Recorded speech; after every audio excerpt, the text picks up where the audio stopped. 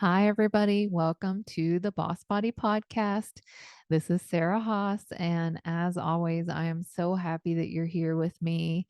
I know that we are a little bit outside the month of October, which is Breast Cancer Awareness Month, but I met the most amazing woman, and I felt like it would be such an important conversation to have her on the show. So I want to introduce you to Vera Ventura. She's also known as the breast cancer goddess.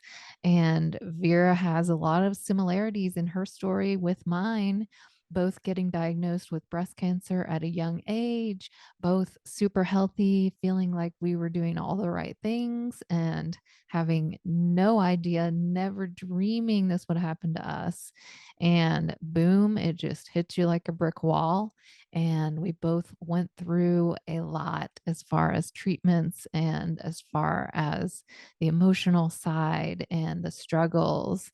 And you know that my overarching theme here is that anything that one person goes through and lessons they learn can apply to what other people are dealing with. So I wanted to have Vera on to talk about her amazing story because I think that it's going to help so many people. So, Vera, thank you. I'm so happy that you're here Thank today. you.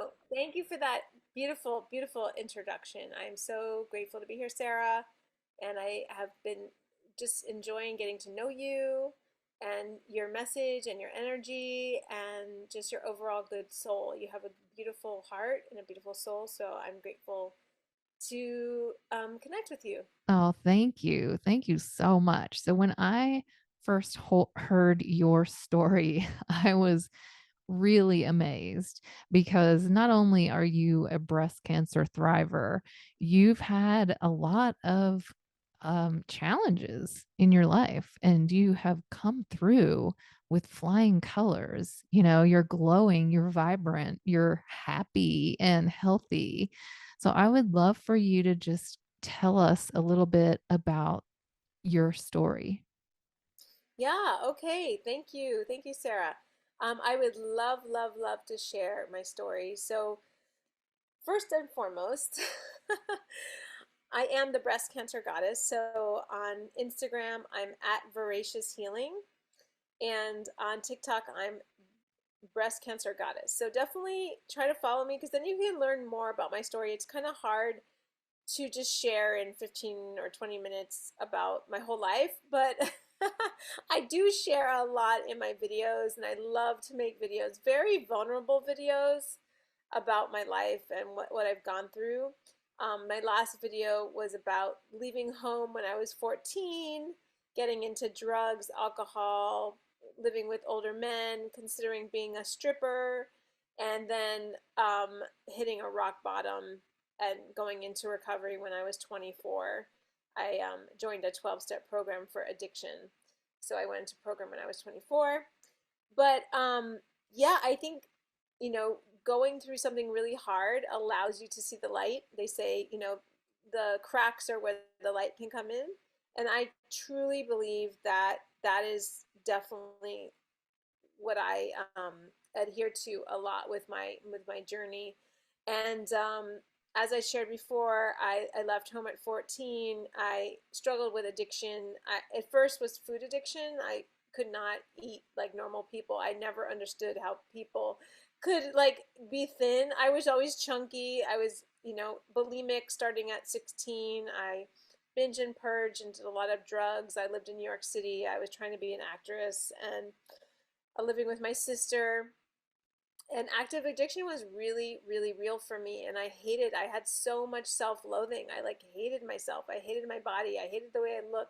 Now I love the way I look. Am I perfect? Do I look like a perfect little blonde, straight hair? No, that's not I have curly hair. My nose is a little, bigger probably than most people's noses. I don't know, whatever. I've learned to like love and accept myself and be grateful. And I know when I scroll on Instagram and I see these perfect people and their like quote unquote perfect lives, like I know it's a trigger and I cannot judge a book by its cover, but I know that I have done the spiritual work. I have done the work. I hit a rock bottom at 16. I was definitely suicidal. I was on antidepressants. I had horrible psoriasis.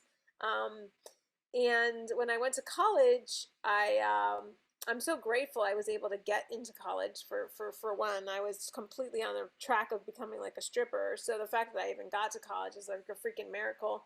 But even when I got to college, I was able to travel to India, and I had some pretty amazing experiences, but the addiction always robbed me of my serenity. It robbed me of my peace of mind.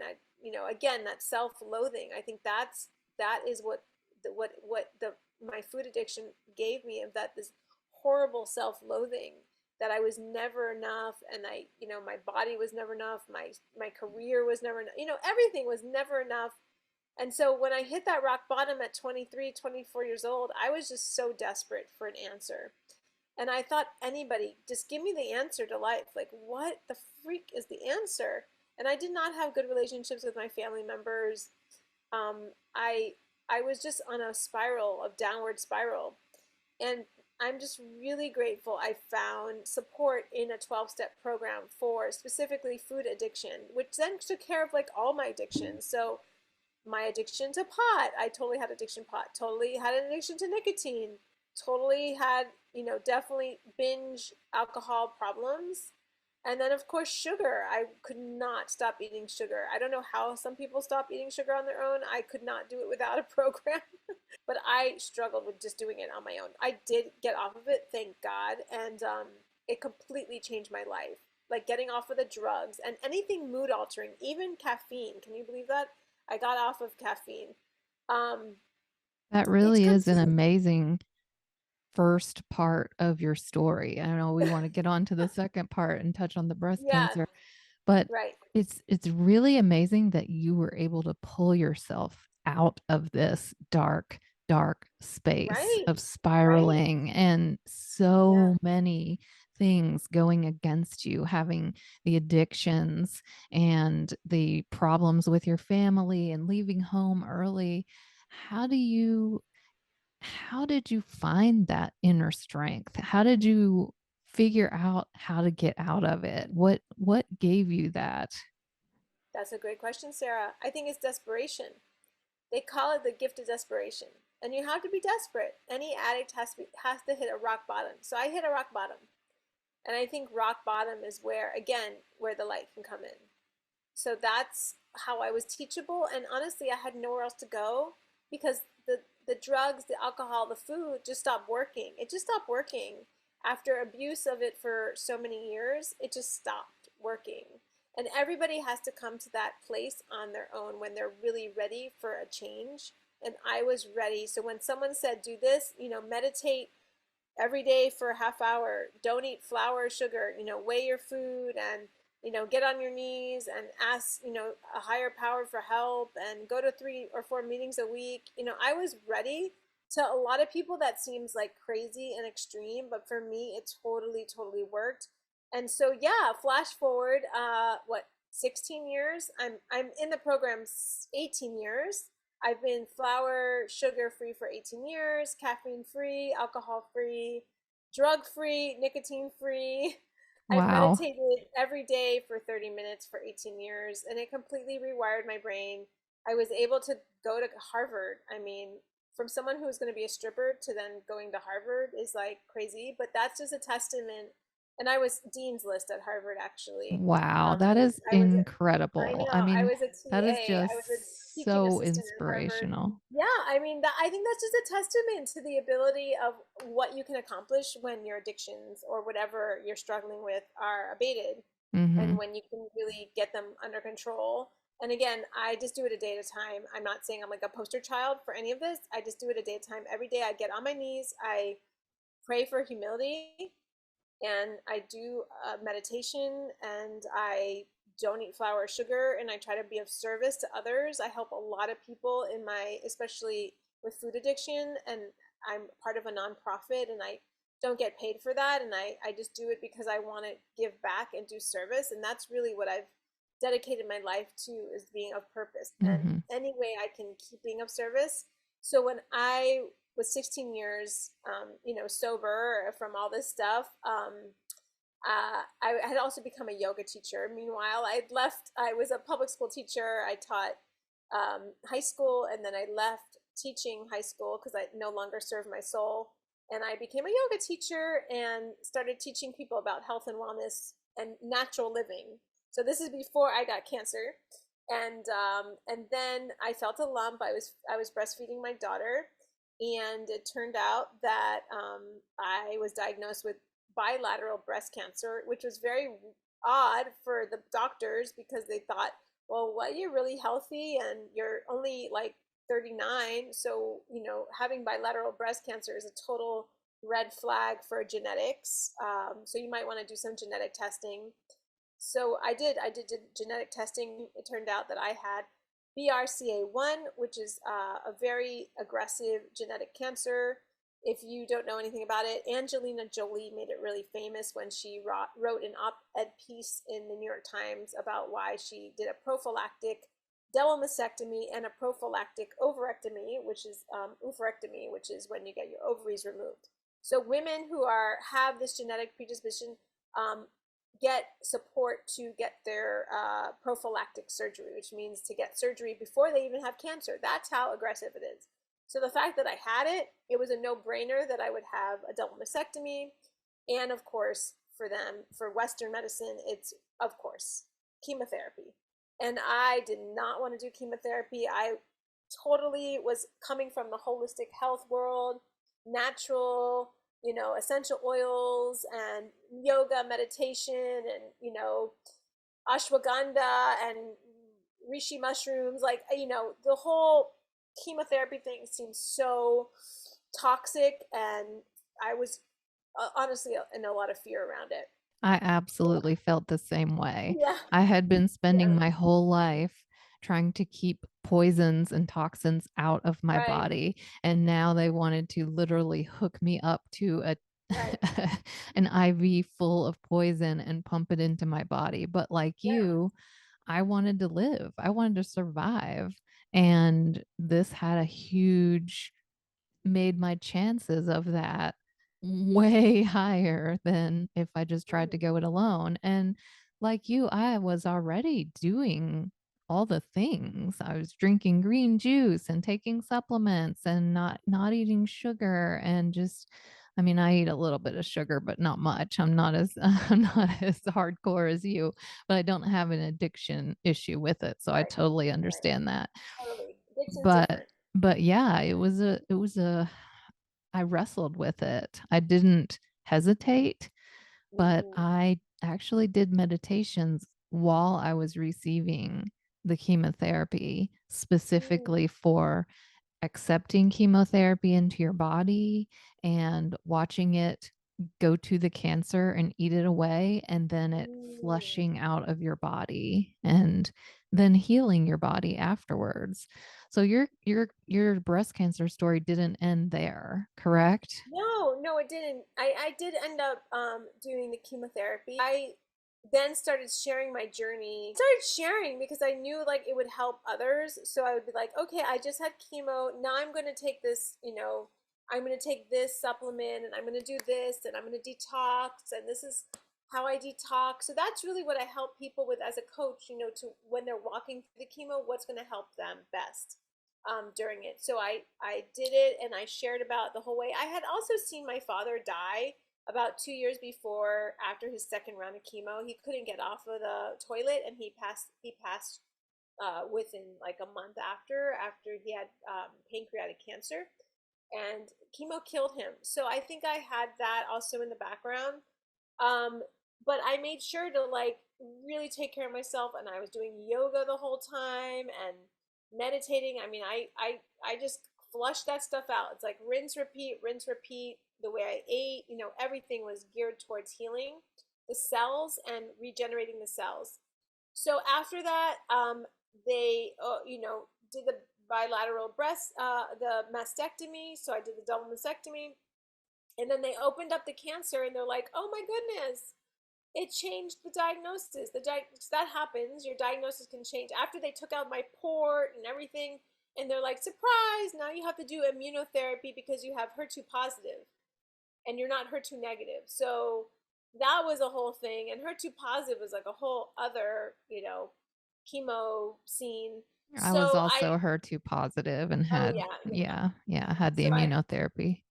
exactly. So I did a bunch of that, and then I had a delayed reconstruction. So I did a deep, because it was during the height of the pandemic. So I did a deep reconstruction where they take the fat from your stomach or your ass and they put it in your boobs basically to give you these natural looking. It's amazing what they can do. And Mhm. then I was like, great, I'm in the clear, I'm done, like let me go to Miami and go have fun. And during the pandemic, because you didn't want to be in Boston during the pandemic, so I ended up going to Miami and I started having these horrible like pains in my head. And I had these shooting pains coming from the base of my spine all the way to the top of my head. And at one point, I could not get out of, like, I was in a pool. I couldn't get out of the pool. I had to like suck on ice all day, and I was just in excruciating pain, and to the point where I didn't want to live anymore. And I thought I had done something like with my psoriasis, my scoliosis, or with like sometimes I've had like imbalances in my spine, and maybe I did something in my spine. So I went to a chiropractor. I went to like the best acupuncturist, and I'd have like momentary relief, but nothing permanent. And finally, I ended up traveling, coming back to Boston, going through a lot of issues with my house. Like we had a flood, and I went back to Miami. Anyway, I put a lot of pressure and stress on myself, and that's when I passed out. I couldn't eat anymore, and I basically almost died. So what happened was I got scanned. I got a CAT scan, and it turned out that I had a tumor the size of an organic strawberry, because like non-organic are really big, so it was like organic strawberry. um it was lodged in my cerebellum, and cerebellum is all about balance and control. So it was like, oh my goodness, that's what's happening, is like I couldn't balance, I couldn't walk properly because it had impacted and cut off the blood supply. Of course I was like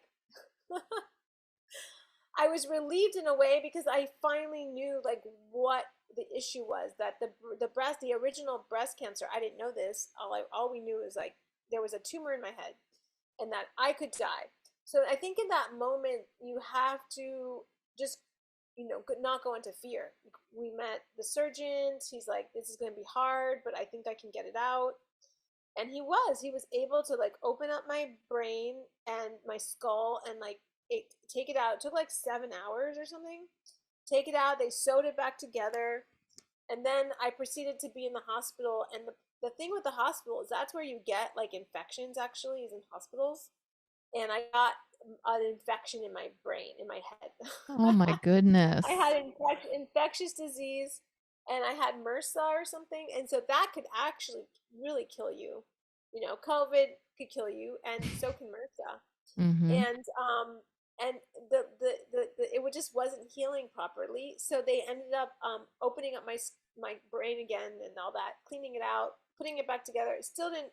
So I was in the hospital for like a month last year in the winter. Finally they were like, we got to put the shunt. So a shunt is like a tube that drains your CSF, which is your cerebral spinal fluid. And they put that, so there's a tube going from here all the way down through my body into my stomach. And it's no longer working because it did its job and they turned it off. But it really, when another miracle of science that totally saved. So I think I was in awe of science the whole time. I was like, wow, wow, wow. So I didn't really have time to think about poor me. I was just like, wow, that's amazing, that's amazing, that doctor is amazing. Like, I'm humbled by all this. So the And brain cancer was a brain tumor. metastases. It's actually not considered brain cancer. It's Right, brain right. A tumor. tumor Was yes, and okay. from the breast cancer. Once they opened it up, they dissected the little gray strawberry. They found that it was the original cancer from the breast. So initially we don't know, right? It could just be like complete brain cancer, right? Brain cancer is different. This is a metastasis from the original cancer. So then I did radiation, and then from there on I got ovarectomy, which is the ovaries out. So yeah, it has been a road, but I do feel like God, or whatever you believe in, Allah, the universe, I do believe I was picked to have this story to help others and share my experience. So I've made it my life purpose again to be of service, to share, to help other women on the journey, to give them light and strength and hope, to know like they can get through this no matter what. Like, Yeah. even if it becomes everyone's worst nightmare, which is like, stage 4 cancer. That is absolutely amazing. And now you are a coach, a breast cancer Yes. coach for other Yes, women. And as I exactly. understand it, it is to help women through all of the stages Yes. from All the diagnosis stages. to post cancer. So, Exactly. taking care of their bodies and their mental health, and you teach all about supplements and essential Yes. oils and things that can Yes. My help favorite one boost right your now immune is system. yes, my favorite one right now is glutathione. I wish I had more of it like during my cancer journey. I learned about it after, and now for preventative. It's the best thing for preventative because if you Google body's most powerful antioxidant, it's glutathione. And people don't talk about it, people don't know about it until you know about it. And then once you know about it, you're like, holy moly. And in the past, the only way to get it was through IVs. Like, you had to go to a facility that did IV injections. But now there was a company who actually made a stable way where you can just take it as just a supplement and get glutathione. So I've noticed my energy, I've noticed my just ability to get bounced back to like where I was before all this happened. I'm teaching yoga again. I'm running, I feel great. My pants look fabulous. I feel great, and I think it's a testament to the way we eat, right? Sarah, you help women eat amazing. That is important. That's the foundation. Stress reduction, meditation, mindfulness, and good supplementation. Not a million pills. You don't need to do a million pills. That's overkill. One or two are great. I say Targeted. glutathione and zinc are great. Turmeric with some black pepper, great. You know, goji berries, amazing. Ashwagandha, great. Green tea, decaf green tea, great. Yeah. So you have I mean, it's really an amazing, incredible story. And I mean, I'm sure everyone listening are just as amazed as I am at your inner strength and your resilience and your determination. And like you mentioned before, you are on social media on Yes. Instagram and TikTok under Yes. Voracious Healing. Thank you. Yes. Instagram is at Voracious Healing, and TikTok is Breast Cancer Goddess. Excellent. So they Yes. can And my watch website more. is, sorry, my website is breastcancergoddess.com. And on there, you're going to find the free download there's a breast cancer goddess guide. Yeah. Awesome. So if anybody out there listening is dealing with breast cancer or knows someone who is dealing with breast cancer, the breast cancer goddess is your go-to girl. I believe in you Thank 100%. you. Oh, And thank you, I Sarah. am so glad that you came by to talk to us today. I absolutely love your spirit, and you are just a light. And I thank you so much for being here today. Thank you so much, Sarah. Thank you for spreading the love and the light, and I'm grateful for you. Thank you, everybody, for listening. I'm so happy that you were here with us. And I will see you next week, same time, same place.